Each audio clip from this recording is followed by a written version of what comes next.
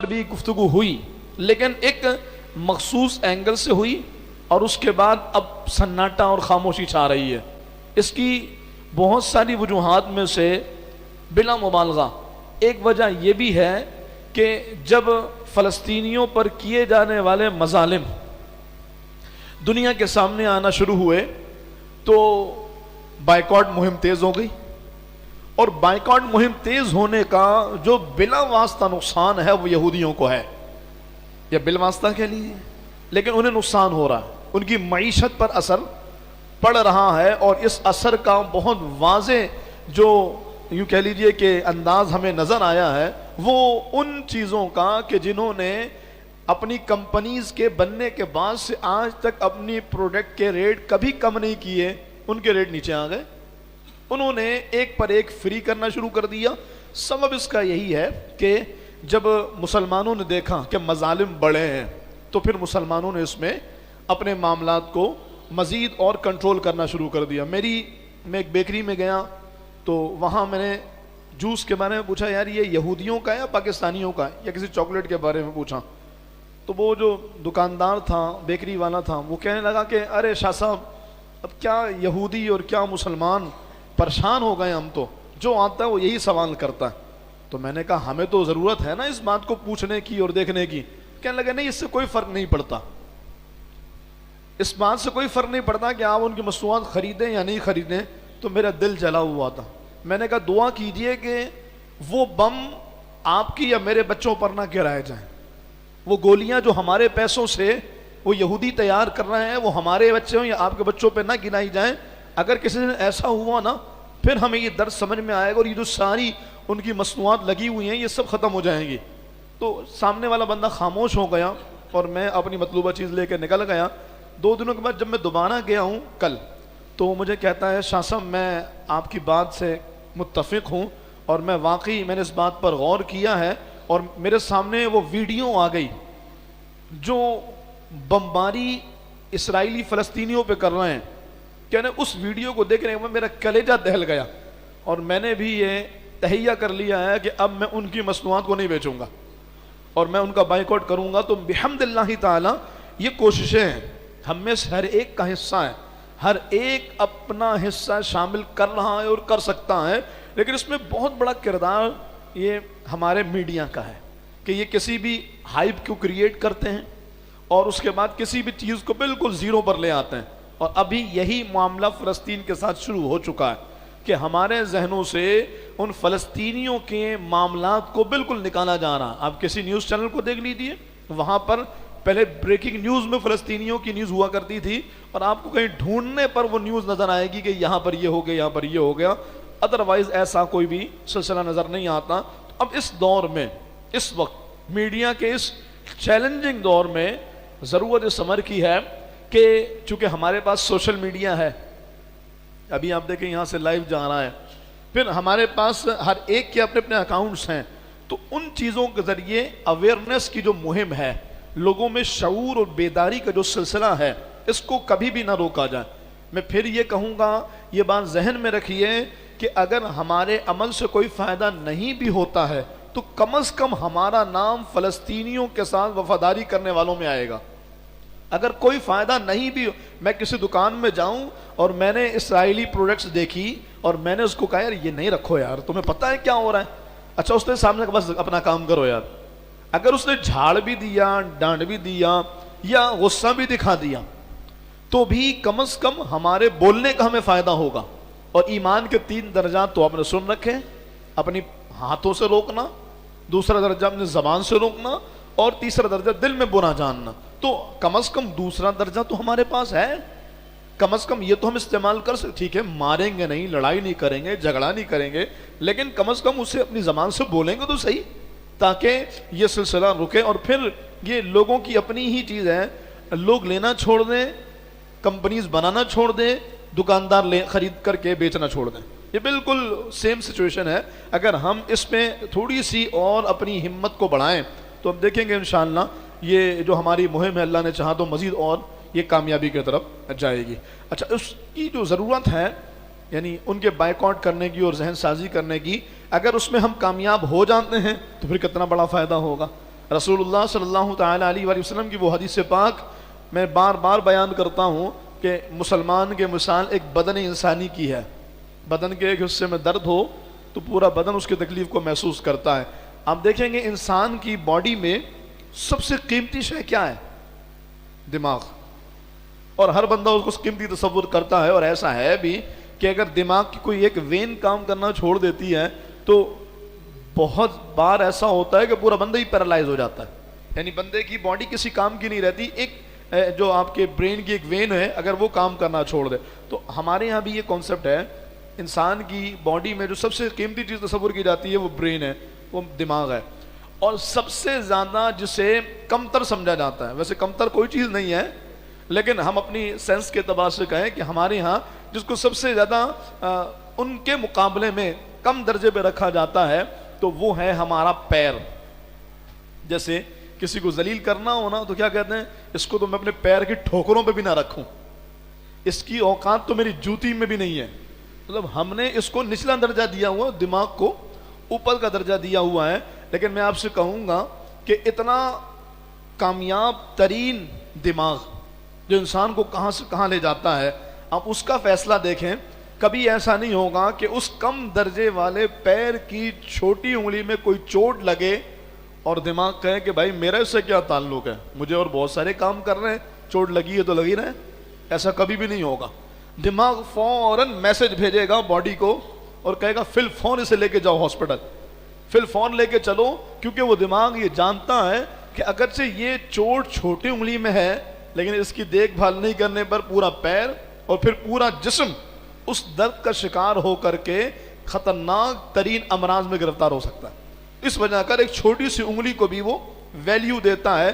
اگر ہم پیارے آقا علیہ السلام کی حدیث پاک کو سمجھ جائیں کہ مسلمان کی مثال ایک بدن انسانی کے جیسی ہے تو پھر ہم ایک گولی, ایک دھماکہ, بمباری اور اس طرح کی چیزوں میں سے کسی کو بھی بے وقت نہ سمجھیں, بلکہ ہمارے لیے ایک گولی بھی اتنی قیمتی ہو اور ایک گولی بھی ایسی ہو کہ ہم یوں کہہ لیجئے کہ مر کر کے بھی اپنی رقم ان یہودیوں کے حوالے نہ کریں, اپنا پیسہ ان اسرائیلیوں کے حوالے نہ کریں کہ جس سے وہ ایک 20-50-100 روپے کی گولی بھی خریدیں اور وہ ہمارے مسلمان بہن بھائیوں میں سے کسی پر چلائی جا سکے. تو ضرورت اس امر کی ہے کہ ہم اپنے مسلمانوں سے اپنے اس تعلق کو جو میرے محبوب علیہ السلام نے قائم فرمایا ہے اس کو برقرار رکھیں, تو انشاءاللہ ہمارا ایمان بھی پختہ ہوگا اور اللہ پاک ہماری مدد بھی فرمائے گا.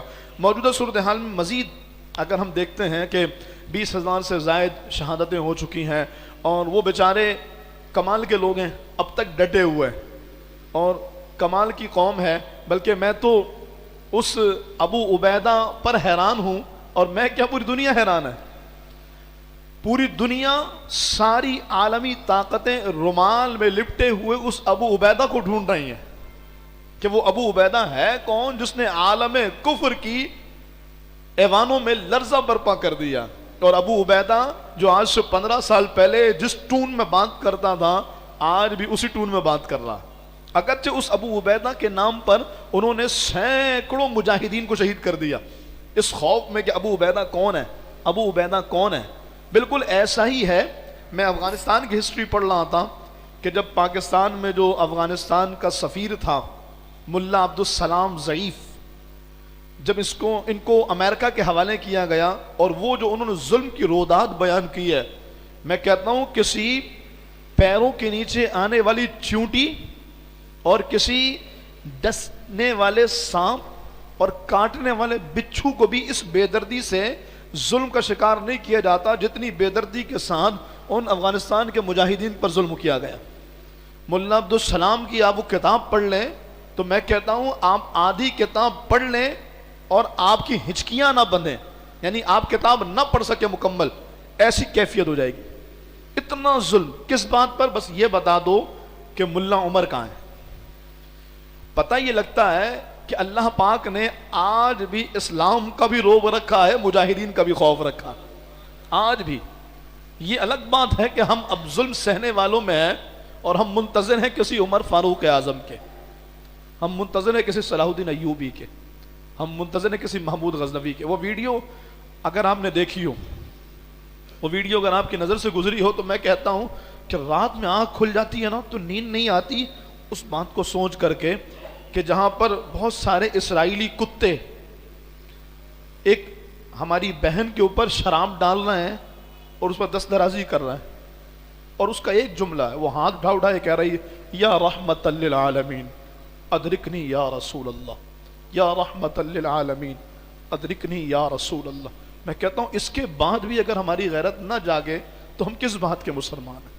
اس کے بعد بھی ہماری حمیت ایمانی نہ جاگے ہم کس بات کے مسلمان ہیں؟ تو ابو عبیدہ اور ان جیسے مجاہدین کا خوف طاری ہے عالم کفر پر، جو پوری قوت کے ساتھ جو 50,000 ٹن سے زائد وزنی بم گرا چکے ہیں، بارود گرا چکے ہیں، اس کے باوجود وہ اب تک ابو عبیدہ تک نہیں پہنچ سکے۔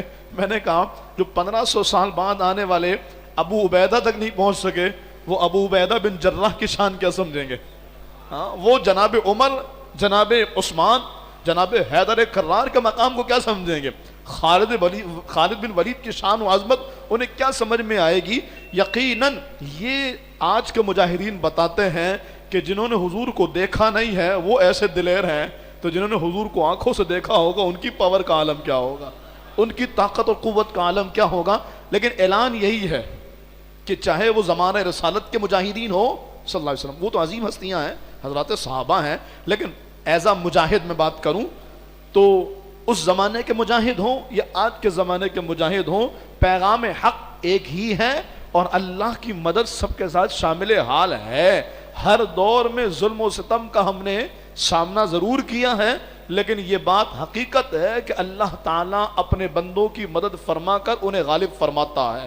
الا ان نصر اللہ قریب، اور ہم قرآن کی وہ آیت دیکھتے ہیں نا جس میں اللہ رب العالمین فرماتا ہے ان تنصر اللہ ینصرکم، اگر تم اللہ کی مدد کرو گے اللہ تمہاری مدد کرے گا۔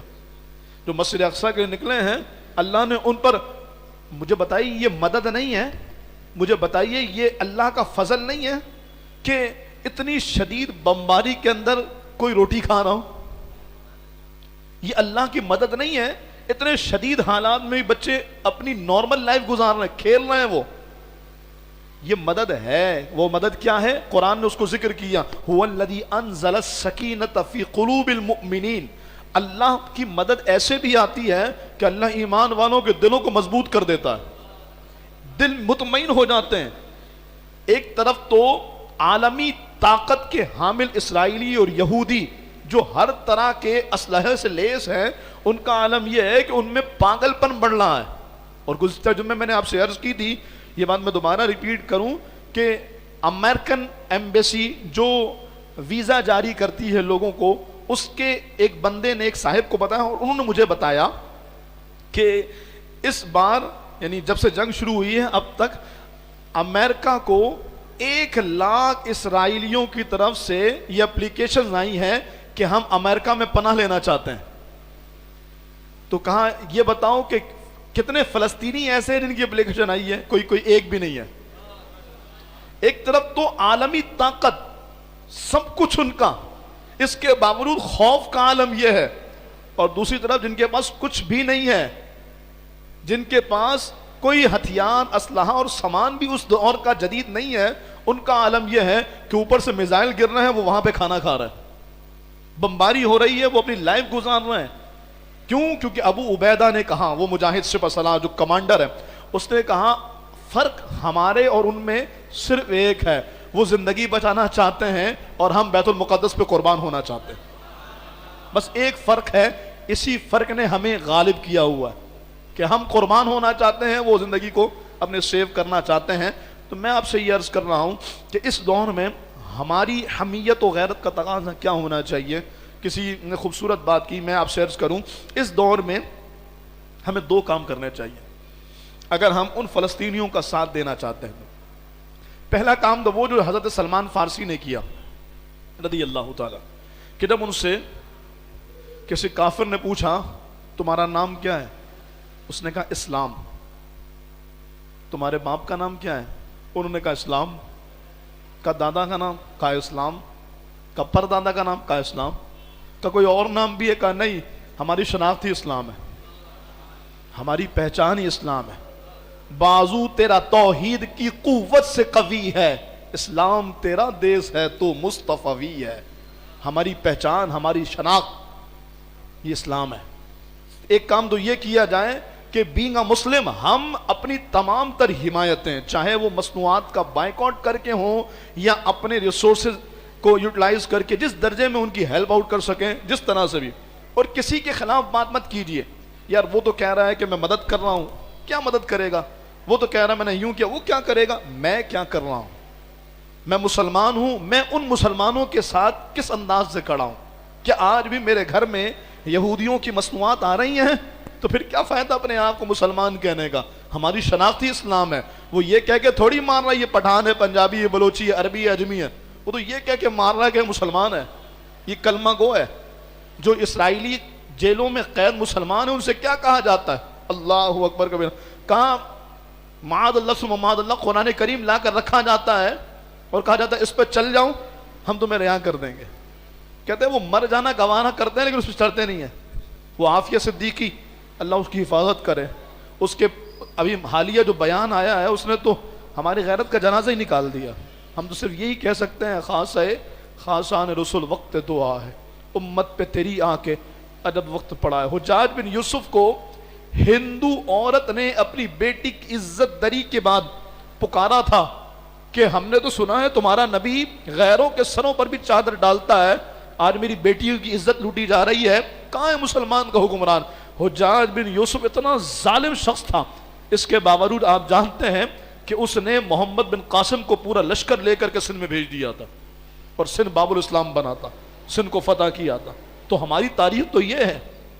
ایک طرف جب صلاح الدین ایوبی کے دور میں کہا گیا تھا کہ کسی کافر کے بچے نے، کسی رومی نے کہا تھا کہاں ہے تمہارے محمد، بلا کر کے لے کر آؤ، آئے ہم سے مقابلہ کرے. صلاح الدین ایوبی رحمت اللہ تعالی علیہ نے پوری طاقت کے ساتھ حملہ کیا اور جب اس لعین کو پکڑا تو اس نے کہا آ گیا محمد کا غلام. تو محمد کا سامنا کیا کرے گا؟ پہلے محمد کے غلام کا مقابلہ تو کر، پہلے محمد کے غلام سے مقابلہ تو کر. کوئی جذباتی باتیں نہیں. آج بھی وہ یہودی کہہ رہا ہے کہاں ہے تمہارا نبی، کہاں ہے تمہارے محمد؟ ہم بے بس و لاچار ہیں. لیکن کم از کم اتنا تو ہے کہ ہم مسلمان ہونے کی حیثیت سے اپنے اتحاد کو قائم کر کے ایک مضبوط جواب تو دے سکتے ہیں. ابو عبیدہ کا وہ جملہ اتنا خوبصورت ہے. ابو عبیدہ دامد اللہ علیہ وہ فرماتے ہیں، کہتا ہے کہ اگر پاکستان صرف ایک دھمکی لگا دے نا تو اسرائیل بیٹھ جائے گا. اتنی پاور اللہ نے عطا فرمائی ہے، اتنی طاقت. اللہ پاک ہمارے حکمرانوں کو بھی یہ طاقت دے، اللہ پاک انہیں بھی یہ غیرت دے اور اللہ پاک انہیں بھی یہ ان باتوں کو سمجھنے کی توفیق دے. بالکل پاکستان ہمیں جان سے پیارا ہے، پاکستان کی ایک ایک اینٹ سے ہمیں محبت ہے، ایک ایک درخت کے پتوں سے محبت ہے. لیکن مسلمان ہونے کی حیثیت سے بازو تیرا توحید کی قوت سے قوی ہے، اسلام تیرا دیس ہے. پاکستان تو ہمارا ہی ہے، اسلام تیرا دیس ہے تو مصطفی ہے. جس نے پاکستان کا خواب دیکھا نا، اسی ڈاکٹر اقبال کا یہ پیغام ہے، اسی کا یہ فلسفہ ہے. بہرحال تو سلمان فارسی رضی اللہ تعالیٰ نے فرمایا کہ میں مسلمان، میرا نام اسلام، میری شناخت اسلام. اور دوسرا کام، اللہ اکبر، یہ حکمرانوں کے نام پیغام. دوسرا کام، جناب مولا مرتضیٰ میرے جد آدھا مولا کائنات علی المرتضیٰ شیر خدا کرم اللہ تعالی وجہہ الکریم اور امیر معاویہ رضی اللہ تعالیٰ کے درمیان میں معاملات خراب ہوئے اور جنگ ہو رہی تھی. رومیوں نے پلان کیا کہ یہ موقع بہت اچھا ہے اور ہم مسلمانوں کی ریڑھ کی ہڈی پہ حملہ کرتے ہیں، یعنی مولا مرتضیٰ پر حملہ کرتے ہیں اور مسلمانوں سے اپنا بدلہ لے لیتے ہیں. جناب امیر معاویہ رضی اللہ تعالیٰ کی طرف سے جو لوگ جاسوسی کے لیے مقرر تھے انہوں نے آگے پیغام دیا اور کہا کہ حضور ایسا ایسا ہے، رومی لشکر اپنی صفیں سیدھی کر رہا ہے مولا مرتضیٰ اور مسلمانوں پر حملہ کرنے کے لیے. اللہ اکبر. امیر معاویہ نے فوراً ایک خط لکھنے والے کو بلایا، فرمایا لکھو. اس رومی بادشاہ کے نام خط لکھا اور جملہ کیسا تھا؟ فرمایا اے کتیا کے بچے، تو سمجھتا ہے کہ علی اور میری جو آپس کی لڑائی یا معاملات خراب ہیں اس میں تو فائدہ اٹھا لے گا؟ کہ یاد رکھ اگر تو نے مولا کائنات پر حملہ کیا تو علی سپہ سالار ہوگا اور معاویہ اس کے لشکر کا سپاہی بن کے لڑے گا. ہمارے آپس کے معاملات گھر کے ہیں، لیکن باہر والے کو ہم اپنے اوپر بھونکنے یا نوچنے کی اجازت نہیں دیں گے.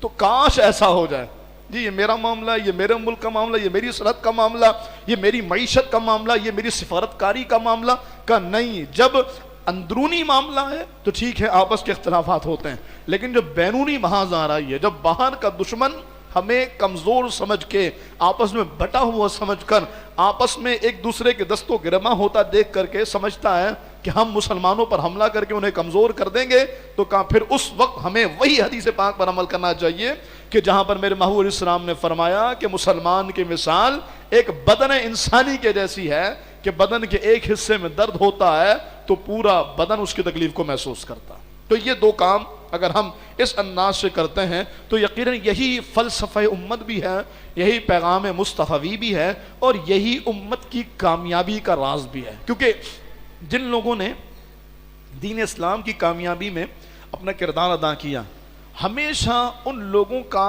جو فلسفہ ہے وہ یہی رہا ہے. انہوں نے کبھی بھی غیروں کو اپنوں یا اپنوں کے ساتھ ملنے والوں کے اوپر چڑھنے نہیں دیا. آپ دیکھ لیجئے.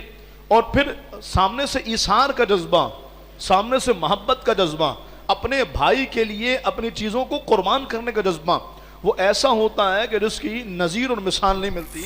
میرے محبوب علیہ السلام نے جب بنو قریظہ اور بنو نذیر کو سزائیں دیں اور ان کی عہد شکنی پر جو رب کی طرف سے حکم آیا تھا اس کو پورا کیا، تو چونکہ یہ بنو نذیر اور بنو قریظہ یہ مدینے میں آباد تھے، تو ان کی جو بستیاں تھی اور جو ان کے مال مویشی تھے وہ سارے مدینے میں رہ گئے.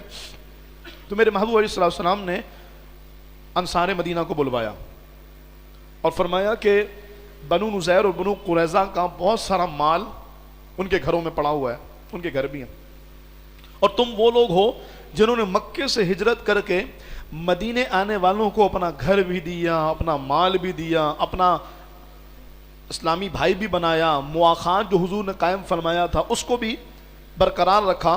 تو سرکار علیہ السلام نے فرمایا میرا دل یہ چاہتا ہے کہ یہ مال تمہیں دے دوں. تم لوگوں نے اتنی خیرخواہی کی، اتنی مہمان نوازی کی، اور یہ حقیقت ہے، ہم نے تو یہ تک بزرگوں سے سنا کہ کسی کے گھر میں اگر جھاڑو ایک تھا نا تو اس نے 20 سے آدھا کیا، ایک اپنے اس اسلامی بھائی کو دیا، دوسرا اپنے پاس رکھا. یہ مواخات کا مطلب ہی ہوتا ہے اسلامی بھائی نا، آپس میں بھائی چارہ قائم کرنا. تو رسول اللہ صلی اللہ علیہ وسلم کے صحابہ نے ایسی محبت کا آپس میں ان کے تعلق قائم فرما دیا تھا. تو انہوں نے ہر طرح سے اپنا گھر آدھا کیا، اپنے مال کو آدھا آدھا کیا، آدھا اپنے بھائی کو دے دیا، اپنے کاروبار میں اس کو شریک کیا تاکہ وہ آگے اپنی زندگی گزار سکے. سرکار نے فرمایا کہ سارا مال میں چاہتا ہوں کہ تم لوگوں کو دے دیا جائے. اب دیکھیں جذبہ اور بھائی چارہ اور ہمدردی کا انداز کیا ہوتا ہے. انصار مدینہ نے عرض کی یا رسول اللہ بالکل آپ نے ٹھیک فرمایا کہ ہم نے اپنا مال اپنے بھائیوں کو دیا اور آپ کے حکم پر ہم نے مواخات قائم کیا، لیکن یا رسول اللہ ہم دیکھتے ہیں کہ ہمارے وہ بھائی جو مکے سے ہجرت کر کے آئے نا، وہ ہم سے وہ مال لینے کے بعد بڑے جھجکتے ہیں، کیونکہ خوددار آدمی جو ہوتا ہے اگر کسی سے لے بھی لینا تو وہ شرم سے نظریں نہیں ملا پاتا، یہ خودداری کی علامت ہے. تو کہا یا رسول اللہ وہ جھجکتے ہیں، وہ آنکھ ملا کے باتیں نہیں کرتے، وہ شرم سے جھپے جھپے رہتے ہیں. تو یا رسول اللہ ہم یہ چاہتے ہیں کہ آپ یہ سارا مال ہمارے مہاجرین مدینہ کو دے دیجئے. اللہ اکبر، سارا مال. یہاں تو ہمارے ہاں کسی اور کا مال بھی ہو تو بھی ہڑپ کر لیا جائے اور ڈکار تک نہ لی جائے.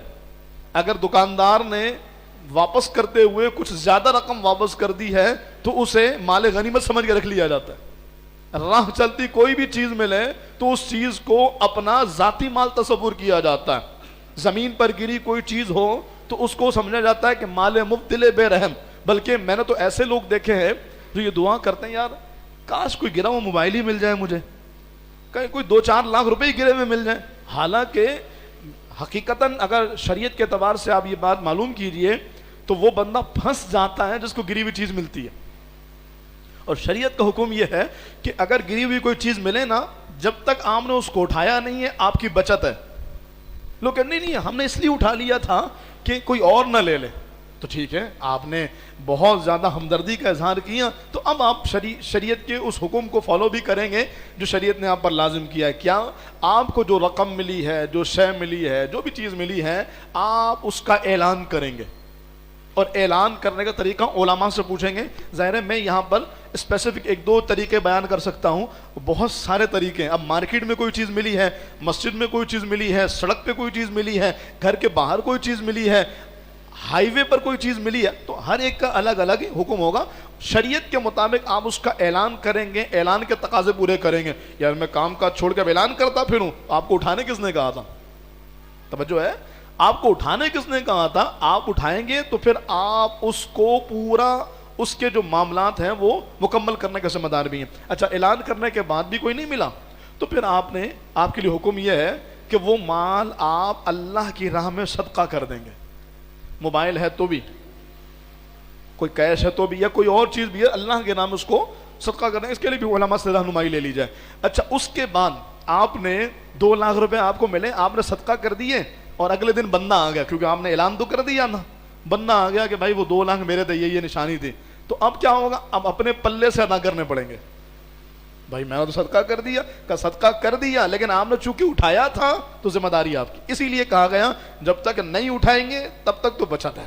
لیکن اگر آپ یہ کہ نہیں یار کسی کا مال ضائع ہو رہا ہے تو ٹھیک ہے, آپ پھر پورا جو شریعت نے اس کے لیے حکم بیان کیا ہے اس کو آپ پورا کریں گے, وگرنہ کہیں پر بھی لچک آئے گی تو بندہ گناہگار ہوگا. میں وہیں پر چلوں کہ ایک طرف ہماری سوچ اور ہمارا حال یہ ہے کہ کاش کسی کا مال مل جائے, کوئی پیسے ہی مل جائے, یار گری پڑی کوئی چیز ہی مل جائے. حتیٰ کہ میں آپ سے ایک دکھ بھری بات کہوں, ضمناً یہ بات آ گئی تو میں عرض کروں. ہمارے ایک جاننے والے ہیں, انہوں نے کسی ایمبولینس سروس میں نام نہیں لوں گا, کسی ایمبولینس سروس میں جاب کے لیے اپلائی کیا. ان کا نام آ گیا, وہ گئے انٹرویو کے لیے, سیلری پیکج پوچھا تو کہا 15,000 روپے, 24 گھنٹے ڈیوٹی ہے اور 24 گھنٹے آف ہے. کہا یار 24 گھنٹے کام کرنے پر 15,000 روپے صرف؟ تو کہہ رہے ہیں کہ یار فکر نہیں کرو, یہ 15,000 صرف دیکھنے کے, آپ کی جو مہینے کی سیلری ہے نا وہ 70-80 بلکہ بسا اوقات تو 1,00,000 1,50,000 بھی ہو جائے گی. کہا ایسا کیسے؟ کہا جب, یہ بالکل حقیقت ہے, یہ چند دن پہلے میری بات ہوئی ہے.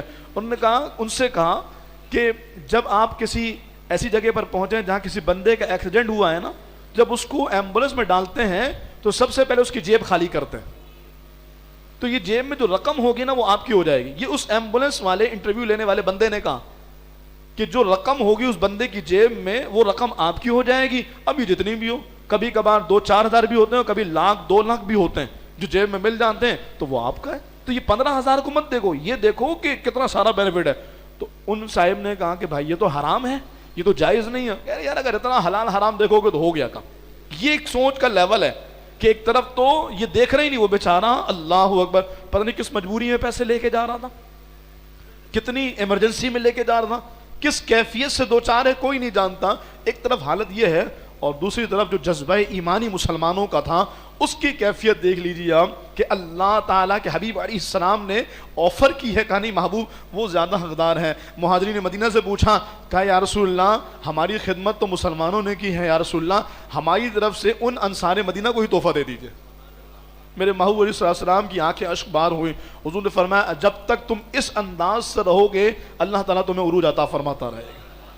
جب دوسروں کے مال کو اپنا مال سمجھا جائے تو پھر اللہ عروج نہیں ذلت مقدر فرماتا ہے, اور جب اپنا مال بھی اثار کر دیا جائے تو اللہ ایسے سرخروئی اور کامیابی مقدر فرماتا. بس ایک بات اور پھر گفتگو کو اختتام کی طرف لے کر آؤں. جناب عمر فاروق اعظم کا زمانہ ہے اور قحط سالی ہے, کھانے کو نہیں ہے لوگوں کے پاس.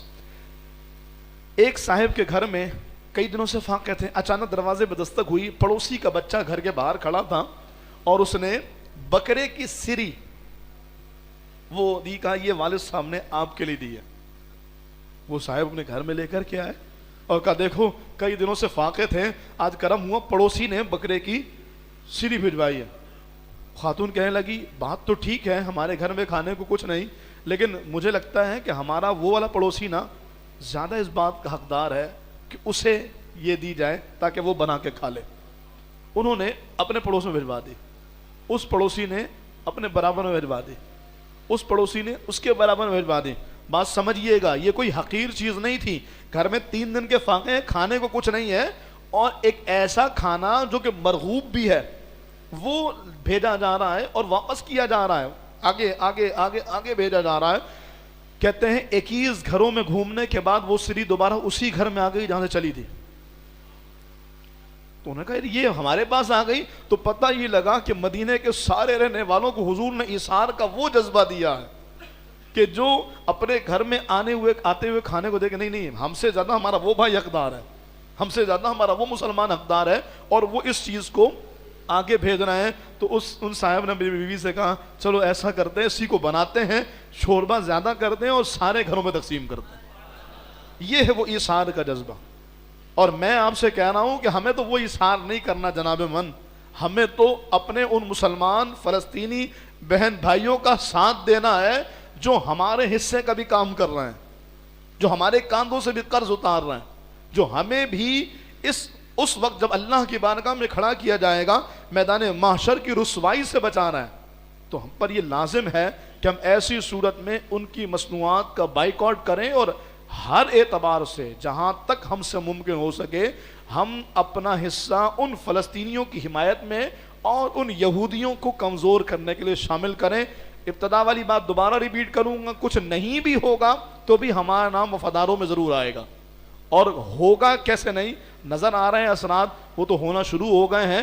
ضرورت ہے ہم بھی مزید اس بات کو مزید مضبوط کریں۔ اور پھر ایک پیغام ہمارے ان تاجر حضرات کے لیے کہ جو یعنی کہ یوں کہہ لیجیے جن کی اپنی کمپنیز ہیں، جو واقعی ان مصنوعات کو بناتے ہیں، ہمارا المیہ یہ ہے کہ جب پتہ لگا نا لوڈ بڑھ گیا تو لوگوں نے کوالٹی کو اور ڈل کر دیا۔ تو اللہ نہ کرے اگر آپ کے اس عمل کی وجہ کر آپ کا مال چھوڑ کر کوئی غیروں کا مال لیتا ہے تو قیامت کے دن تو آپ سے بھی پوچھا جائے گا، یار تمہاری جو کوالٹی تھی چاہیے تھا اس کو بڑھاتے، یار میری تو مزید جو سیل ہے وہ بڑھ گئی ہے۔ اگر میں مہینے میں 1 لاکھ صابن فروخت کرتا تھا مثال ہے، تو اب میری سیل 5 لاکھ پہ چلی گئی ہے۔ تو ہم تو کوالٹی کو اور بڑھائیں کہ اللہ پاک دے رہا ہے۔ اور الحمدللہ ایسی صورتحال ہے کہ میں اس برانڈ کا نام نہیں لوں گا، پاکستانی ہے، اس کے جب وہ جو ڈسٹریبیوٹر ہوتے ہیں ان سے بات ہوئی تو وہ کہنے لگے الحمدللہ تاریخ کی سب سے بلند ترین سطح پہ ہماری سیل پہنچی ہوئی ہے، اور کہہ رہا اگر ایسے ہی 1-2 مہینہ رہا نا تو کرولا پہ آیا کروں گا۔ یعنی وہ ایک غریب جو بیچارہ ٹوٹی ہوئی بائک لے کر جاتا تھا، پاکستانی مصنوعات ڈسٹریبیوٹ کرنے والا، دکان میں پہنچانے والا، ماشاءاللہ اللہ پاک نے اس کو اتنی ترقی دی ہے، تو اللہ اس کو اور عزت دے۔ تو ان کمپنیز سے جو پاکستانی پروڈکٹس بنا رہی ہیں اپنے معیار کو گرنے نہ دیں، بلکہ اس کو انکریز کریں کہ ایسا نہ ہو کہ ہمارے معیار کو ڈل کرنے کی وجہ کر کوئی مسلمان کسی غیر کی پروڈکٹ کی طرف جائے تو پھر اس کا وبال بھی ہمارے سر پر بھی آئے۔ اور وہ دکاندار جو اب تک چیزوں کو لانا نہیں چھوڑ رہے ہیں، یار کیا کرے، ڈیمانڈ ہے، پبلک ڈیمانڈ ہے۔ میں کہتا ہوں آپ یہ تو کر سکتے ہیں، یار یہ یہودی ہے یہ پاکستانی ہے، آپ کے پاس پرانا مال رکھا ہو اور آپ اس کو بھی رکھیے، یہ یہودی ہے یہ پاکستانی ہے، کیا پتا آپ کے بولنے پر اس کے ذہن میں آ جائے، یا ذرا وہ نسل کا وہ اٹھانا نہیں، یار یہودیوں کا ہے آپ نے کیوں رکھا ہو، یار میرے پاس تو تھا اس لیے رکھا ہوا ہے، لیکن بتا رہا ہوں لینا نہیں، اس کا آلٹرنیٹ ہے ہمارے پاس۔ ہر ایک بندہ چاہے وہ دکاندار ہے، چاہے وہ خریدار ہے، چاہے وہ کمپنی والا ہے، بزنس مین ہے، کوئی اپر لیول کا ہے، کوئی لوئر لیول کا ہے، ہر ایک اپنا حصہ شامل کر سکتا ہے۔ اور یقیناً یہی اسلام کی حقیقی میں ترجمانی بھی ہے، اور اللہ کے حبیب علیہ الصلوۃ والسلام کی ان باتوں سے جو سرکار علیہ الصلوۃ والسلام نے اہل ایمان کے لیے بیان فرمائی ہیں، ان باتوں پر صادق آنے کا وقت بھی ہے۔ اللہ رب العالمین کی بارگاہ میں دعا ہے اللہ تعالی ہمارے ان مجاہدین کی مدد فرمائے، رب کریم انہیں سرخرو فرمائے، اللہ انہیں اپنی رحمتوں کا حفاظتوں کا احسان عطا فرمائے، اور اللہ تعالی ہمیں اس مشکل وقت میں اپنے مسلمان بہن بھائیوں کا دست و بازو بن کر ان یہودیوں اسرائیلیوں کی ریڑھ کی ہڈی کو مزید کمزور کرنے کی توفیق عطا فرمائے۔ آمین بجاہ النبی الامین وما علیہ الا البلاغ المبین۔